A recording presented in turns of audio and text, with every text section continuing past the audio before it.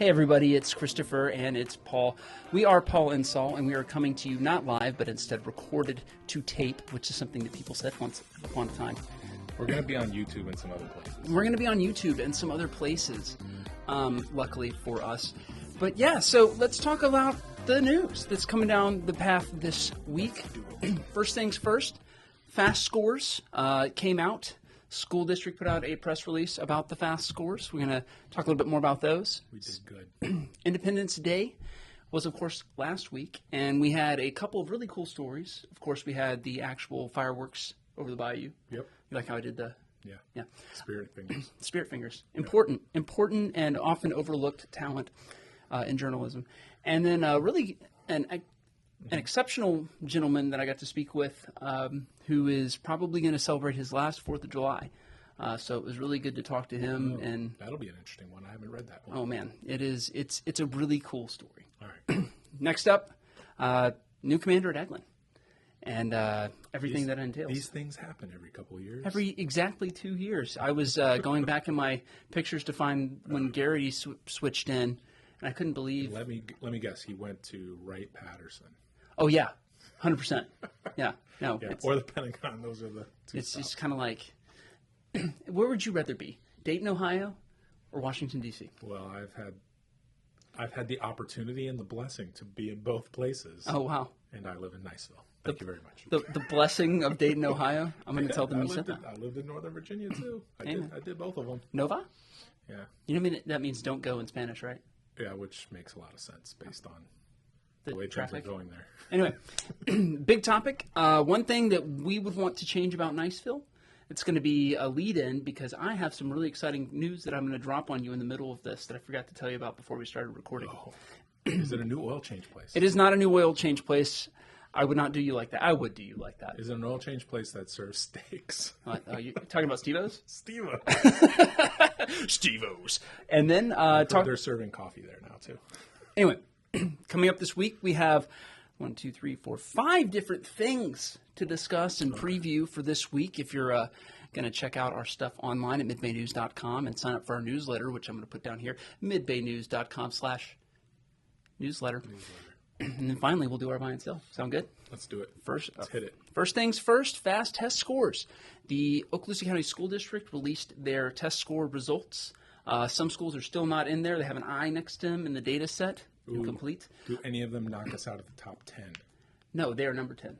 I know we're number the schools. 10. Well, they could, in theory, right? Like, if Fort Long Beach comes back as a B, then maybe. If you can't even get your grades and scores in, you're probably not deserving at the top 10. I just work here, man.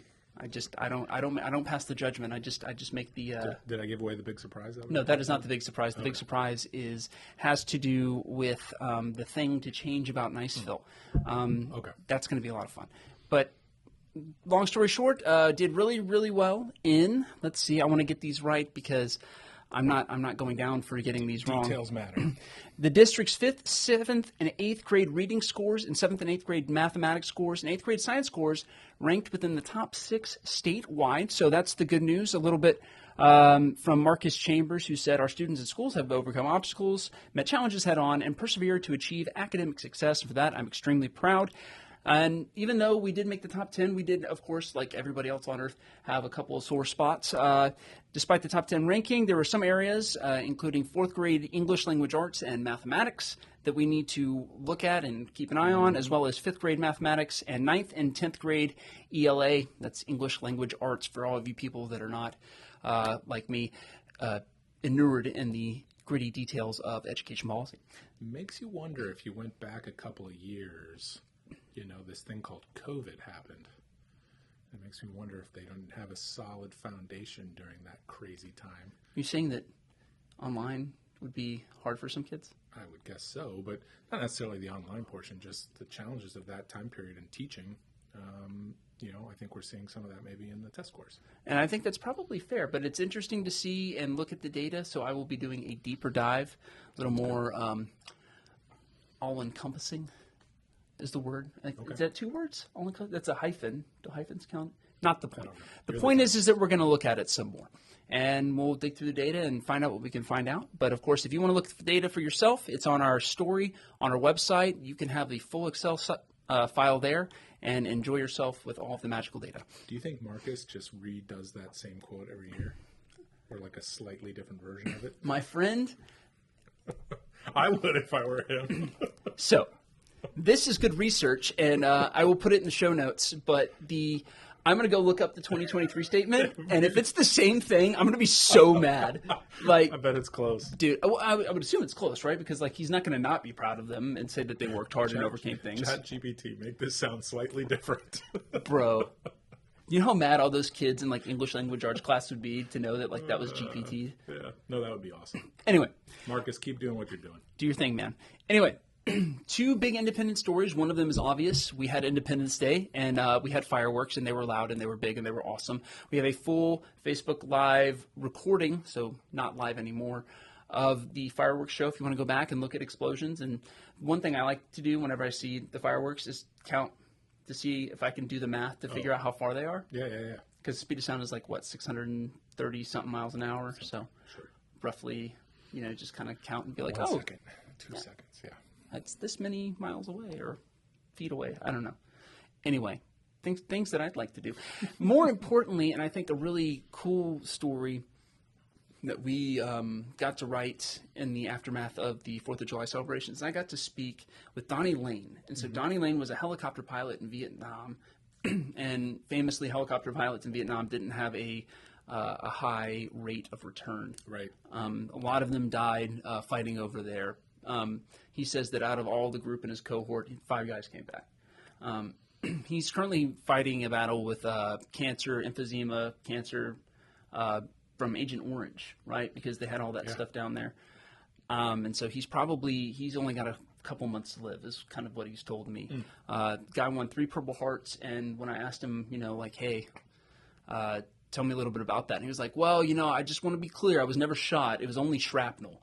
Like, that's a pretty hardcore guy who's like, well, I wasn't shot. It was just shrapnel. But he told me about his amazing life. And one of the things that is really amazing about him is that he has carved more than 15,000 lighthouses in his life. Just like miniature handmade. That's like his thing, huh? All different kinds of wood. What's he do with them? Sell? So he sells some of them. He gives some of them away. That's cool. He gave me one. Small world. This man built my house. Like, drywall. He was a builder. Huh. He was the foreman on the project. That's cool. And so, right? Like, small world. Anyway, he gave me one when we finished the house and closed on the house. Huh. Anyway. That's awesome. Well, we'll say prayers for him. Yeah. We're losing a lot of those guys. I mean, the Korean War, we don't have very many World War II vets left, and, we're losing the Korean guys and the Vietnam guys. So. Yeah. But an amazing story, an amazing life, and I encourage you guys to check that out. Yeah, but 15,000 life. He did it to get over what they the VA just now in the last 6 months gave him a, what do you call those, a questionnaire for PTSD. Mm-hmm. And they're like, hey, you might have PTSD. He's 76 years old. Yeah, I'm sure he does. Anyway. He's probably learned to manage it the hard way. And that's why he said he did those lighthouses. Yeah, carving the lighthouses. Really fun story. Great conversation with this man. I hope you guys will check it out. Link will be in the show notes. And then finally, as happens every 24 months or so, we have a new commander over at Eglin Air Force Base. So Mark Massaro, and I believe I pronounced your name right this time, and if I didn't, but he'll learn. I will do my best. I learned how to spell Garrity, so I mean, tricky one. General Garrity, of course, is heading up to Dayton, which, as we all know, is one of the 2 possible assignments that you can get when you leave Eglin Air Force Base. Feels like it. Is either Northern Virginia or Dayton, Ohio. So go Flyers, and we wish you happy trails and following seas. I know that's a Navy thing, but maybe we'll see him back one day. Yeah, well, that's typically how it is, right? You kind of get a rotation going. Yeah. So those are all the local headlines for this week. We'll talk a little bit about what's coming up this week in a minute. But first, I want to talk to you guys a little bit about our big topic this week. And our big topic this week is, what is one thing that you would change about Niceville? And here's why I asked this. Okay.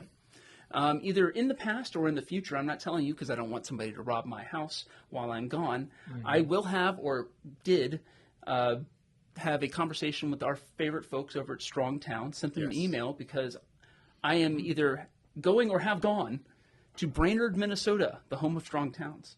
so I sent them off an email. I was like, hey guys, I'm I'm a coming to little Brainerd. jelly that you get And to I was like, hey boys, could we like do a little interview? And they're like, por qué no? Like, so hopefully we will have a interview with the Strong Towns people. And Paul, you do the spiel a little bit better than I do, but can you explain what Strong Towns is and what they are trying to do? Sure. So it's really a revitalization effort of small towns, or good-sized towns even. But basically taking orphan property, taking areas that aren't being utilized with their highest and best use, and trying to redevelop them for the betterment of the community. And it's a movement that started through some folks up in Brainerd. And did I say that right? Brainerd, yeah. Brainerd, yeah. And they've had a series of books. They have a nonprofit organization. They have a lot of learning materials. They have a new book out. They do have a new book. I've read maybe they're 4 or 2 of their 3 books. And a lot of the things that I think are happening in Niceville or will be happening in Niceville over the course of the next few years are in alignment with that book. And so it's hugely exciting to be here in sort of Niceville's history. Where we're starting to see some of these things come to fruition.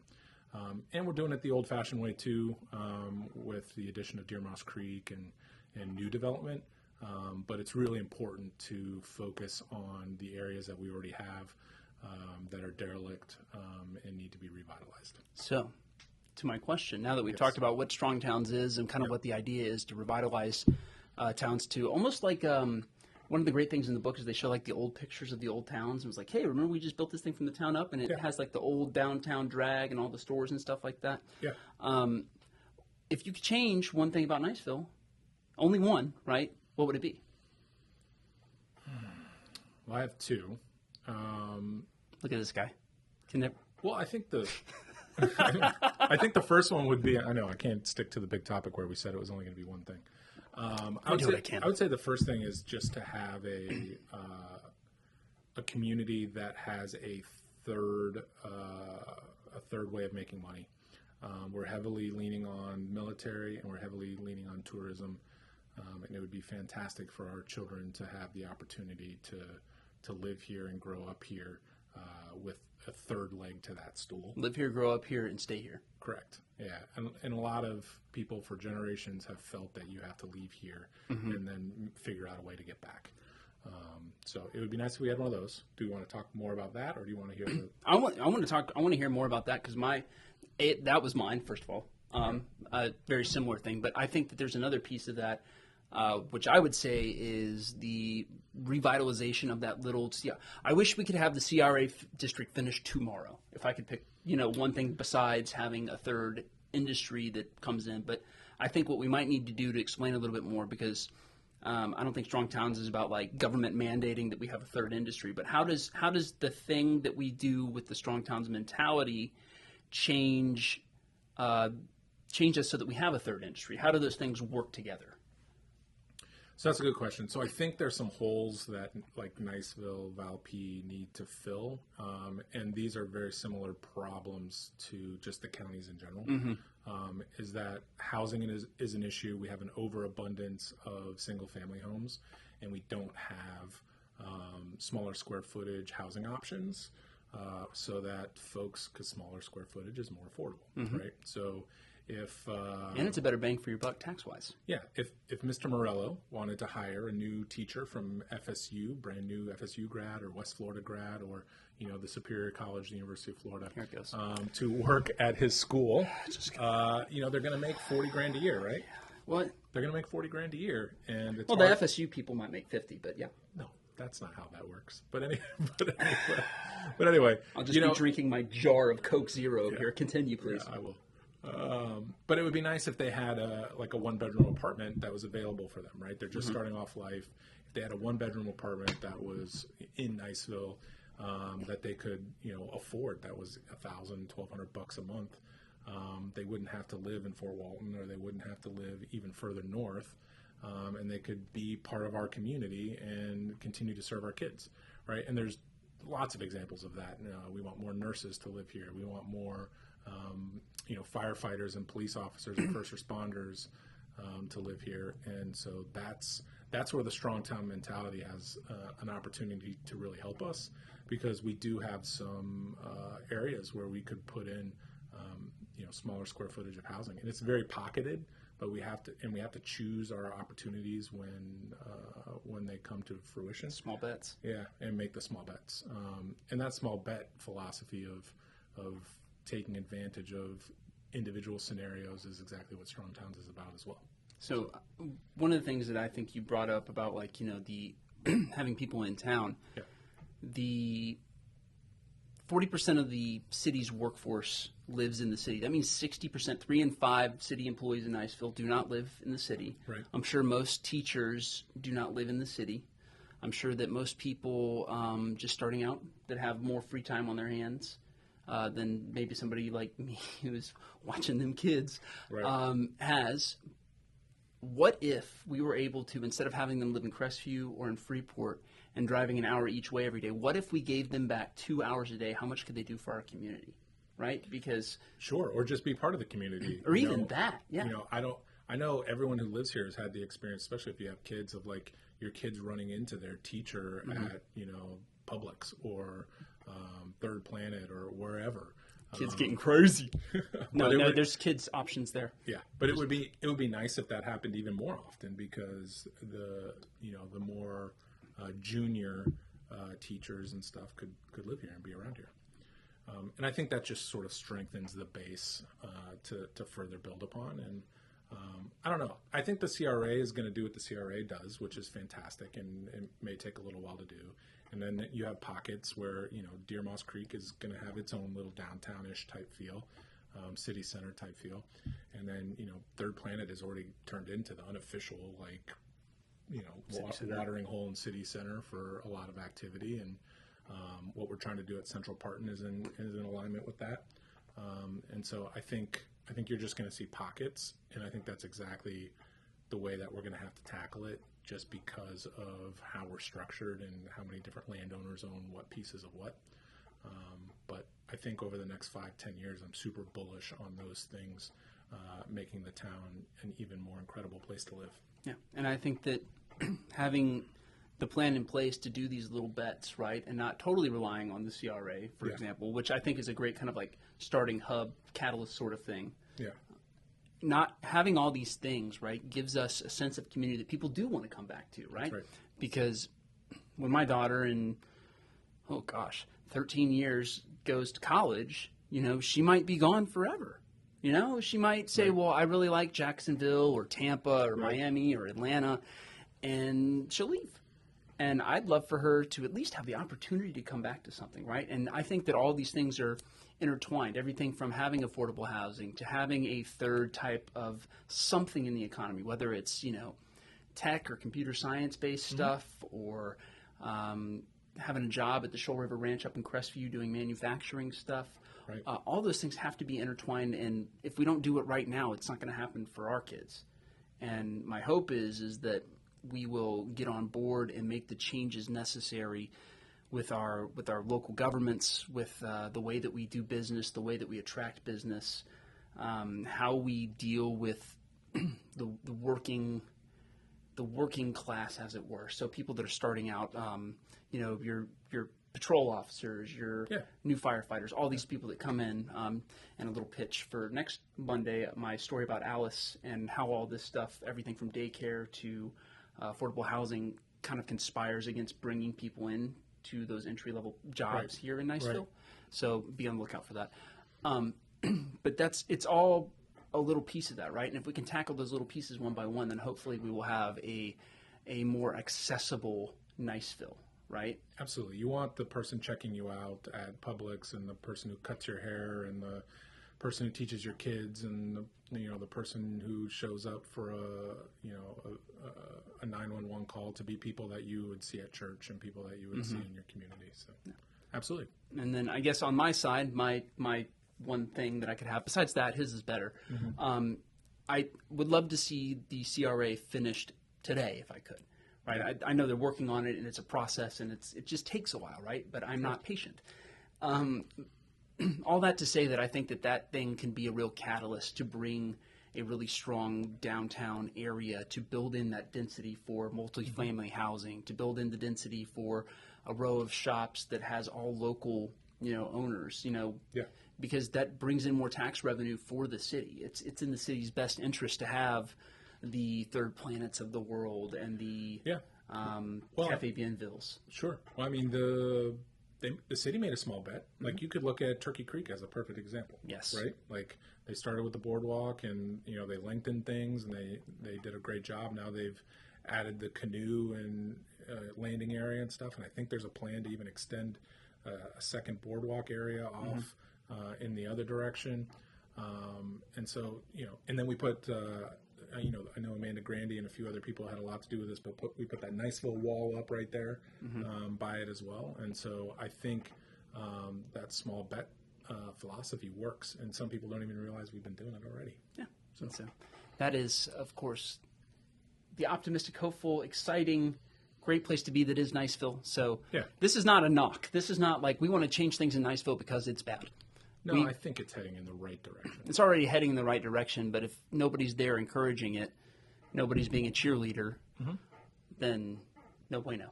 Yeah. Perfect. That was a good segment, man. That was good. That was fun. Yeah. See, and we're going to cut this up. We'll chop it up. It'll be good. All right, tell us what's coming up. Coming up this week, of course, is City Council Week, which means that your boy is going to be busy sitting in various council chambers, listening to people discuss the matters that mean the most to you. Monday night, Valparaiso. So by the time that this video shows up in your newsletter on Tuesday, you will have an update from the Valparaiso City Commission.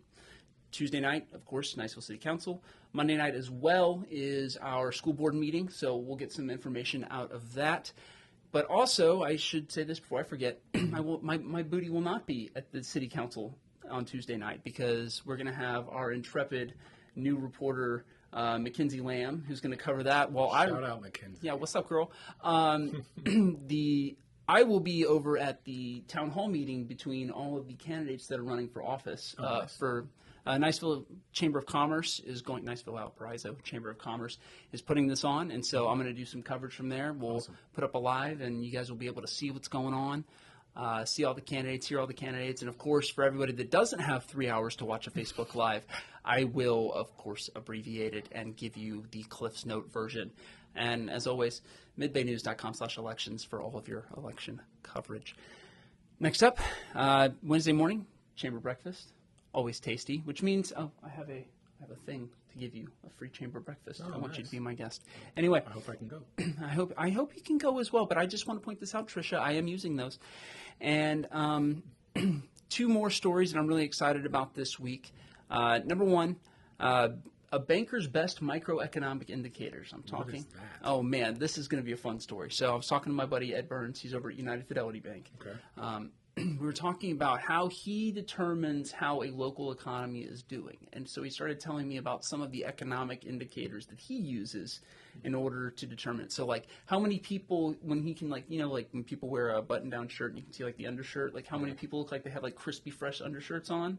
He's like, because people aren't spending money on new undershirts when times are tough. That is not a metric he uses. It is a metric that he brought up. Anyway, I think there will be more serious microeconomic indicators, but I really liked that one, and I really hope that it's a thing. All right. So I'll be talking to Ed about that, and then you'll be happy about this. Because it's University of Florida. Because it is University of Florida. I threw this in here just to give you some love. There is a new drum major at the University of Florida, and she is one of Niceville's own.